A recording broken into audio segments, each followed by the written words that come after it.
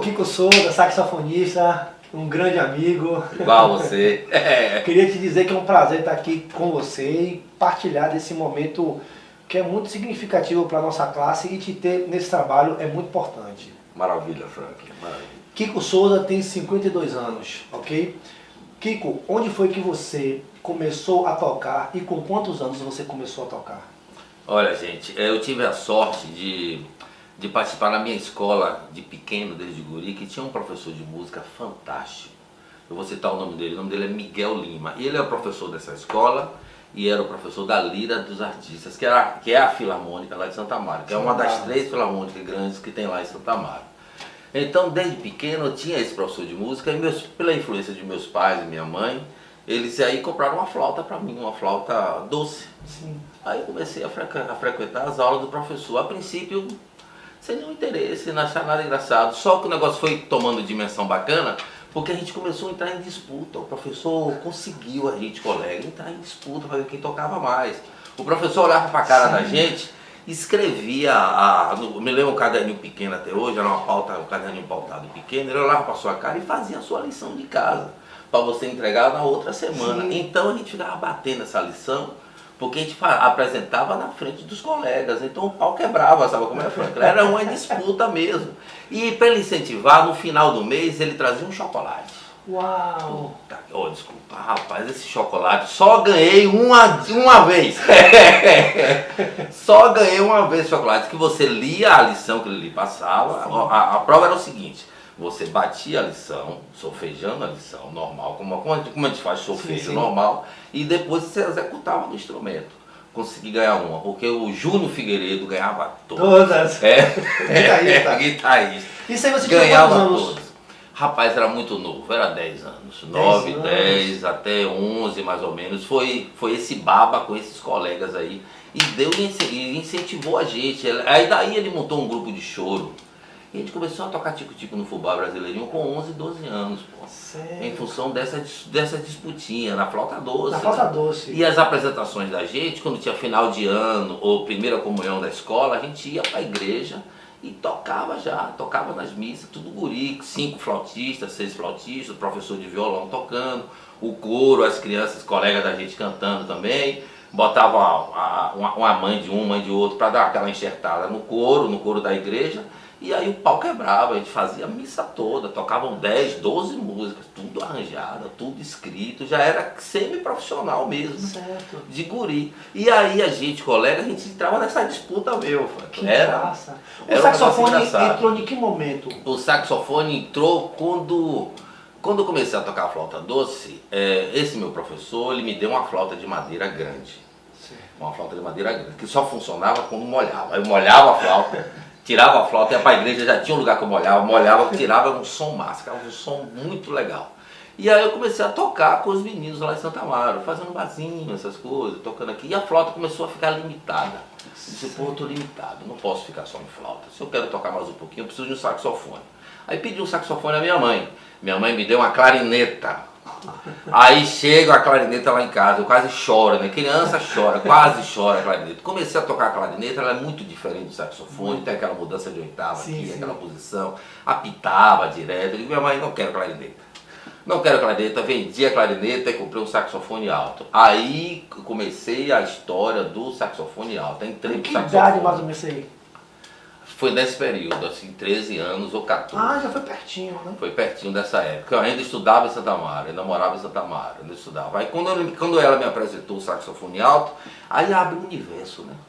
Porque você sai daquela sua limitação, eu já tinha uma flauta transversal, você sai daquela limitação e você abre um universo maior, porque o saxofone na música popular, ele tem um universo assim, digamos assim, que eu não quero falar mal nem do instrumento, nem de outro, que não precisa falar mal do instrumento, mas os dois deu um leque, puta que pariu, ele abriu um leque maravilhoso e possibilidade de tocar outros ritmos, Sim. não é? Porque por coincidência é daí que apareceu a Axé Music, daí que apareceu o Paulinho Andrade fazendo aquele solo da banda Eva, né?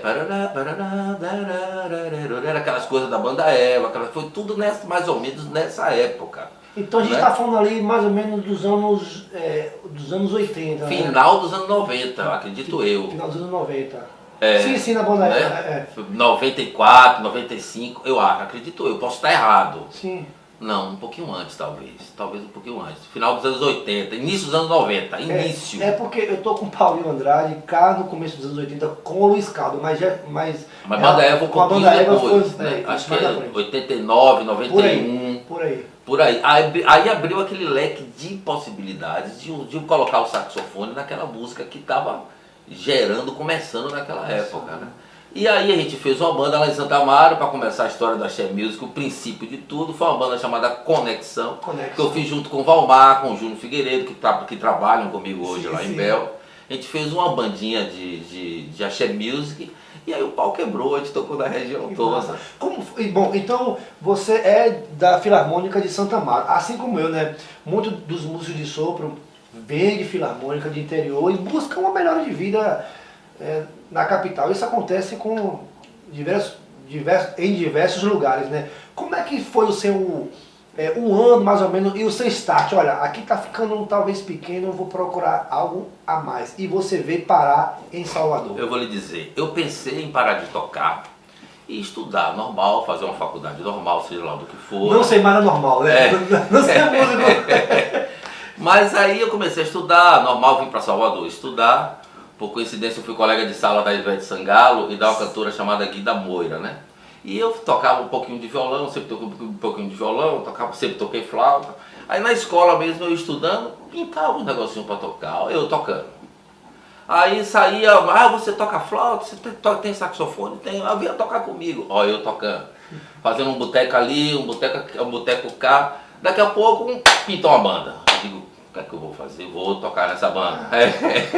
Já tinha desistido, aí voltou tudo de novo.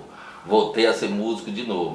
Aí comecei a tocar, entrei minha primeira banda aqui em Salvador, quando eu saí de Santa Amaro para vir estudar em Salvador, foi a Chicafé com o Saulo. Com o Saulo. Né? Nessa de Chicafé com o Saulo, acho que eu fiquei quase 10 anos. Sério? E aí a banda teve um start legal, porque nessa época as pessoas não lembram, mas tinha as bandas de primeiro escalão, que eram Chiclete com Banana, né, que era Cheiro de Amor, né, Banda Eva. Tinha as bandas de segundo escalão, que podemos dizer assim, que era Pimenta Nativa, né, que era... E tinha de terceiro escalão, que era a nossa.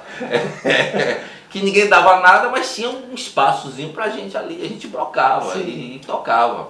Então, quando, nessa coisa de eu vir morar em Salvador, rapidinho, Franklin, eu entrei nessa coisa dessas bandas, digamos assim, de terceiro escalão e comecei a tocar. E pela versatilidade de tocar a flauta e o saxofone, muita gente, você menino tocando, novinho, me chamava para tocar, porque já era virtuoso de pequeno, né? Eu era virtuoso de pequeno e tinha um ouvido muito bom, não tinha dificuldade em aprender as músicas da época. Eu tocava com certa facilidade, conseguia tocar. Então eu tive essa sorte da música me chamar de volta. Quando eu desisti, ela me trouxe, me trouxe de volta. A história é mais ou menos essa. Muito boa. Kiko, quais são os artistas da Axé Music que você já participou? Você já fez com a Chicafé, você hoje em dia faz com o Belmarque, já tem alguns anos. Além desses, dentro da Axé Music você tocou com quantas pessoas? Eu tive sorte, né? Porque eu sempre soube que quem arruma emprego para músico é amigo de músico. Os amigos é que colocam a gente nas gigs, né? Legal. Sempre foi assim, por exemplo, comigo sempre aconteceu assim. E eu sempre coloquei sub. Eu dei a sorte de arrumar trabalho e aí ficava amigo dos saxofonistas. Falei, pô, Kiko não pode, bota os sub. Estudava com o Roninho, já fiz sub até para Roninho, né? Ele vai fazer sub. A coisa que puxou a Axé Music foi a Chicafé. Certo. Né? Aí coincidiu um tempo depois que a Carla Vise saiu da banda Cheiro de Amor. Aí eu fui fazer um teste, fiquei tocando na Carla Vise e na Chicafé. Passou um tempo, saí das duas, fiquei tocando com a Kátia Guima, que estava boa, que era uma banda assim de segundo escalão, tocava bem, tocava ótimo, né? Fazia um bocado de show, um monte de show. Levei um tempo com ela, fui para Ricardo Chaves. Aí fiquei um tempão, gravamos DVD em cima de trio elétrico, rodamos muito pelo Nordeste, aí conheci muito o Nordeste tocando com o Ricardo Chaves. Aí pintou Brau. Aí comecei a trabalhar com o Brau, trabalhei anos naquela super banda dele do Sarau, que era um bandaço, que assim, que chegava muito aqui pra gente, né, quem tá falando da coisa da Bahia, que ele é um artista do Axé Music, né? Chegava o pessoal do Rio, de São Paulo, olhava a gente tocando, não acreditava que a gente ia conseguir tocar, sabe como é, Frank? Não acreditava, e quando a gente começava a tocar, sentava a madeira, os caras não acreditavam, o que é isso? Vocês estão tocando melhor que o disco, sabe como é? E a gente aí, ó, pau, madeira. E eu tive a sorte também, que paralelo a essa coisa do Axé Music, eu sempre toquei a coisa da música popular brasileira, e tive a sorte desse pessoal arrumar turnês para o exterior, né? Eu fiz turnê para o exterior com o seu Matheus Aleluia, com o Raimundo Sodré, e turnês assim maravilhosas, 10 semanas em Londres, semanas em Nova York, toquei na Broadway em Nova York com esse grupo baiano, tocando música baiana. Aquele menininho de Santa Amaro, ninguém nem queria essa música. Ganhando em dólar aí, galera, dólar! E livre esterlino em Londres, né? Livre em Londres. Então eu tive essa sorte, acho que eu estava no lugar certo, na hora certa, e a versatilidade. Eu já tinha tenor, já tinha alto, já tinha flauta, já tinha um pícolo, né? Não tinha um barítono. O barítono eu comprei numa viagem dessa para o exterior, eu comprei o barítono, porque é uma outra guerra que as pessoas não sabem, que o músico ele leva muito tempo comprando instrumento. Interesses ou desinteresses em fazer um curso superior de música? Bom, eu sou da academia também, né? Eu tive, na verdade, quando eu comecei a viajar para o exterior, eu tive a infelicidade de não trancar a minha matéria na Universidade Federal da Bahia. Eu era aluno de professor Oscar Dourado, de flauta transversal. Tive a infelicidade de não trancar. Quando tentei recuperar, já não dava mais. E é um processo, e a gente sabe disso, né? Que é da universidade, sabe disso. Então eu fui fazer licenciatura na Católica, né? Que também não terminei. Eu estou com essas duas... Tenho essas duas coisas para terminar. Mas a academia, por exemplo, para mim, é de total necessidade. Eu sei enxergar muito bem o que você estuda ali para você aplicar no seu mundinho cá. Ótimo. Tudo faz parte, não tá deslocado. Uma coisa não está deslocada da outra. Muito pelo contrário, lhe ajuda. Conectar. Lhe ajuda, lhe conecta e você toca melhor, porque os exercícios, quando eu comecei a estudar um clássico, exercícios clássicos, pô, a evolução é tremenda. Você dá um salto muito grande. Não é? Os saltos vão diminuindo a partir do momento que você vai estudando mais, aí vai diminuindo o salto, porque você também chega no seu limite, digamos assim, de técnica, de inteligência, sei lá. Você tem um limite também, tem um tempinho também que você está apto para aprender quando você não sabe nada, quando você aprende um dó, aprendi um dó, é um salto enorme. Quando você vai estudando, obviamente é uma teoria minha, você vai demorando mais um pouquinho para poder ir desenvolvendo o seu instrumento. Mas é imprescindível a faculdade, porque ela lhe dá ferramentas para isso. Você nunca vai ficar sem assunto quando você está numa academia. Ela é importante, assim, para mim, para todos os instrumentos. Quais são as principais influências de Kiko como saxofonista? Bom, as influências são parecidas, eu acho que com a maioria dos saxofonistas da gente aqui da Bahia, né? Eu gosto de ir para os anos 50. Falou influência, eu vou lá para baixo, anos 50, anos 60.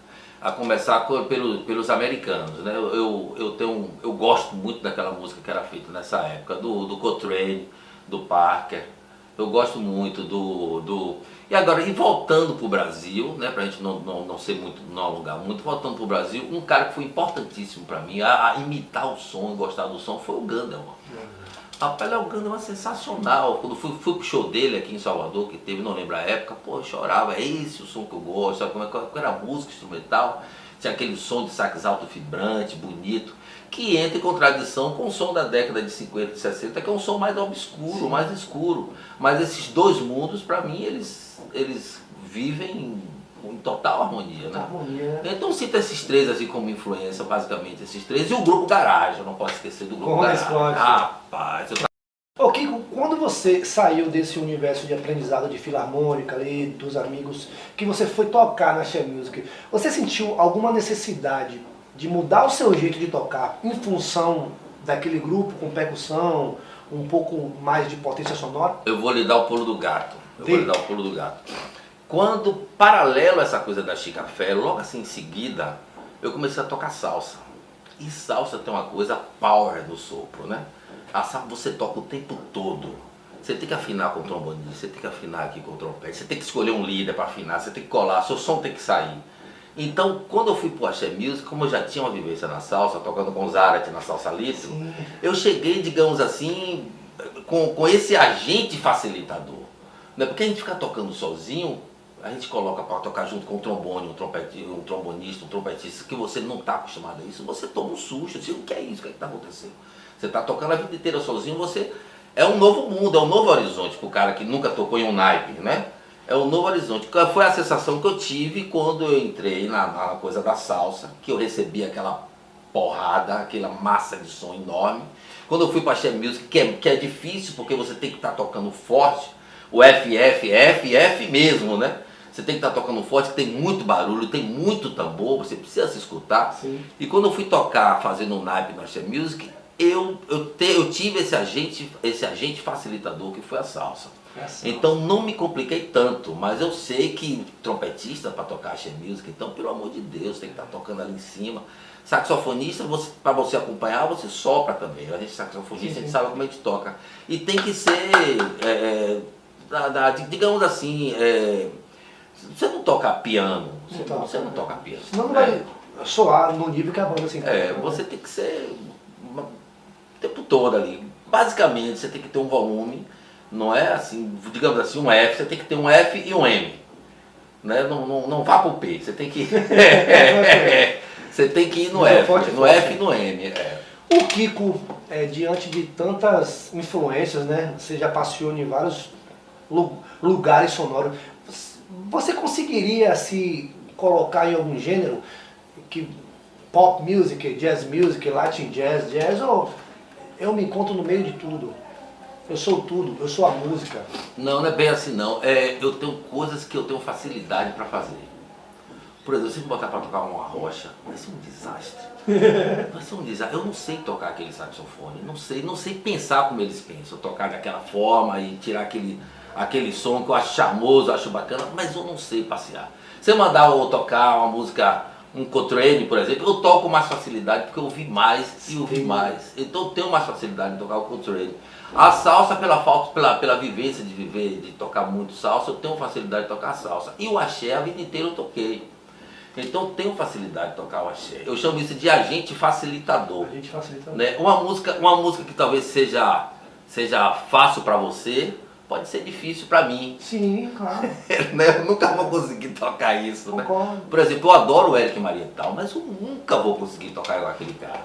Eu nunca vou conseguir. Ele é muito bom e toca de uma forma assim maravilhosa que eu adoro, mas eu nunca ouvi a ponto de sair, imitar e ter sabe como é?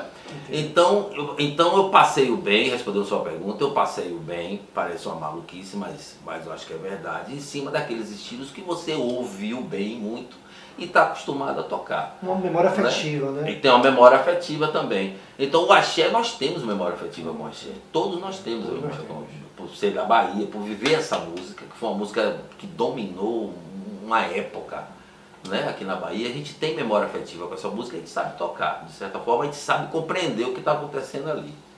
Mais ou menos isso. Kiko, nas suas participações como saxofonista e tal, o que te ocorreu mais? Solo de sax ou naipe? E dentro desse contexto, os arranjos que você pegava para fazer, o que você ia tocar de outros arranjadores, eles eram escritos lá na hora, vem aqui que a gente vai criar aqui e gravar, ou era feito em casa? Chegava lá, tava bom. Letieres era bom disso. Letieres gostava de não... Às vezes ele não escrevia nada e era de boca lá no estúdio. A gente ficava meio retado, mas ele era um maestro, que Deus o tenha. Letieres era bom de boca, a gente tocava com ele na hora. E agora, eu como solista, não. Eu sempre fui como naipe, sempre fui acompanhado, sempre fui de galera. E aí sempre foi as coisas escritas mesmo, a gente, como a gente faz hoje, chegava a partitura, a gente escutava, olhava, pegava logo as frases mais difíceis para correr do erro, né?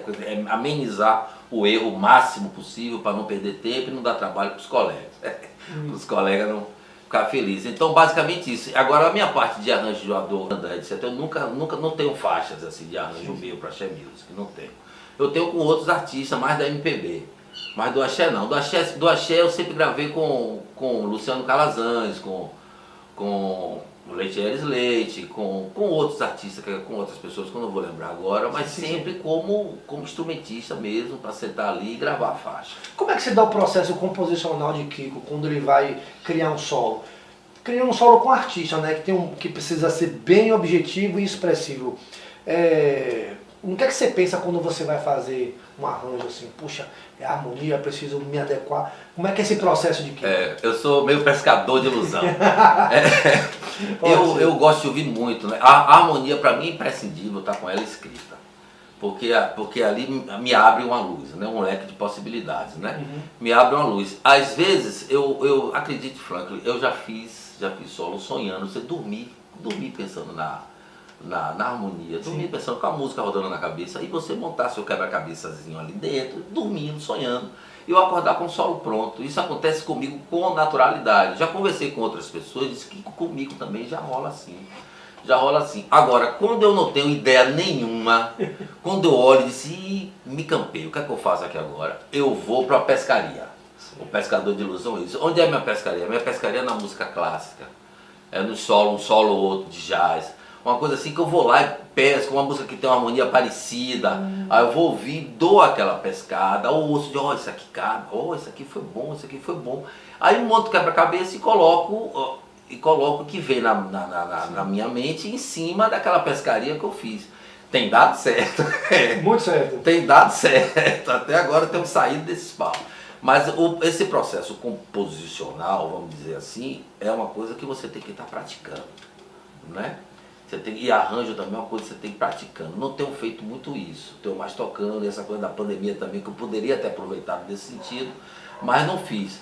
Mas é basicamente isso, é muito mais cerebral do que funcional. Eu penso muito mais antes de tocar.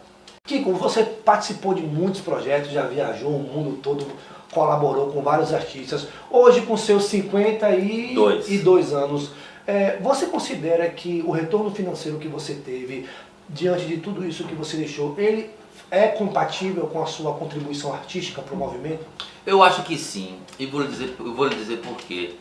Eu nunca fui aquele saxofonista com obsessão em tocar bem. Eu nunca tive essa obsessão em tocar bem, em entrar digamos assim, na disputa com os brothers, né, com os amigos, vou dar pau, vou tocar melhor. Eu nunca tive esse negócio. Eu sempre quis estar digamos assim, no compatível. Eu nunca tive essa coisa de ser melhor que ninguém. Eu sempre quis estar no jogo. Não queria estar no banco. Queria estar no jogo. Então eu me dediquei para isso, para poder estar no jogo, e as coisas foram dando certo, né?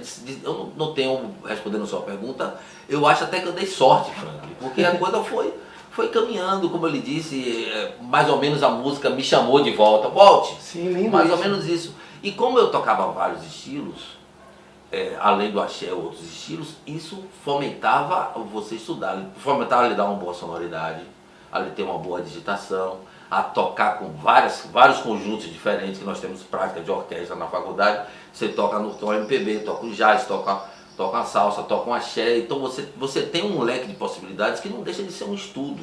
Sim. Então você vai estudando e uma coisa vai puxando a outra. Então sempre me mantive assim, titular, né? Assim, para jogar. Eu sempre vesti a camisa para jogar. Nunca fiquei muito tempo no banco, não. Sempre ninguém me botou para jogar, Então nesse aspecto eu acho que eu tive sorte. Sou realizado nesse aspecto. Que bom. Sou realizado. Excelente.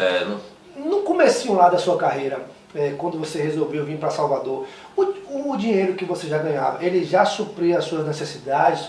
Ou precisava da ajuda da mãe, de um amigo, para conseguir realizar o sonho de ser músico? Olha, presta atenção. O saxofone que eu toco hoje, quem me deu foi minha mãe. Que eu toco hoje, o tenor que eu toco com o Bel Max hoje, quem me deu foi minha mãe, porque eu tive a felicidade de ser assaltado ano passado, né? Roubaram o meu instrumento que eu comprei na Alemanha, um puta de um saxofone, um Selmer Super S80, caríssimo, hoje tá caro, não vou nem falar de preço. Aí eu toco com o instrumento que minha mãe me deu, respondendo a sua pergunta, né? E quando eu vim morar em Salvador, eu vim morar na casa de minha tia, irmã de minha mãe, e fiquei durante algum tempo. Mas logo não demorou muito não, demorou, acho que eu morei 3 ou 4 anos. Logo eu estava tocando e já tinha uma grana e resolvi dispor, acho que dá para eu seguir. Aí segui, aluguei uma casa, etc. E segui. Claro que tranquilo, mas eu tinha a casa de minhas tias perto, tinha minha mãe perto, tinha todo mundo perto. Eu não passei de, digamos assim, dificuldades. Não tive dificuldades assim, porque eu tive sempre pessoas da família que me ajudaram. E a sorte está tocando. Sim. Né? E a sorte está tocando, e nessa época a música da Bahia estava gritando, estava estouradaça, né? Então tinha show dessas Oportunidade de trabalho. de terceiro escalão, digamos assim, sempre teve. Eu sempre toquei. E o barzinho sempre salvou também as outras coisas. A periferia da música baiana também, que estava na periferia, sempre, de certa forma, me salvou. Qual o conselho que você deixaria para as pessoas que estão vindo relacionado à sua experiência, né, no momento pós-pandêmico? Você se dedicaria 100% à música ou você daria um conselho, olha, se dedique 100% à música, mas tem um plano B, um plano C, fazer algum outro tipo de atividade paralela à música? Ou o conselho que você daria realmente é se dedique à música, que a probabilidade de dar certo, se você se doar de coração, é grande. Entendi sua pergunta. Eu acho que a resposta é simples, porque quando você começa uma coisa, né, se você não for até o fim, você nunca vai saber o resultado. Não é? Se realmente é uma coisa que você quer, né, eu quero ser um saxofonista, eu quero ser um pianista, eu acho que você deve trilhar e ir até o fim, e assim, até o seu fim, cada um tem o seu fim, né? Se você acha que daqui até lá você vai desviar esse caminho, vai trilhar 2 caminhos ou 3 caminhos, ótimo. Não é o conselho que eu daria. O conselho que eu daria é que, tipo, se você quer isso, vá até o fim, insista, que vai dar certo. Vai dar certo. Eu acho. Assim, o meu conselho é esse, viu, galera? Até o fim. Até o fim. Se desistir, não vai acontecer nada. E nem vai saber, né? E nem vai saber. Tá certo, Kiko. Kiko, é uma felicidade incrível falar com você. Você tem uma energia massa, cara. Você é inspiração. Agora, e agradeço muito por você ser amigo. faltou nosso brinde. Tarcísio tá ali nas câmeras, tá valendo. Valeu, galera. Felicidade, galera. Felicidade, saxofonista. Olha com o Kiko Souza aqui. Valeu, gente. Valeu.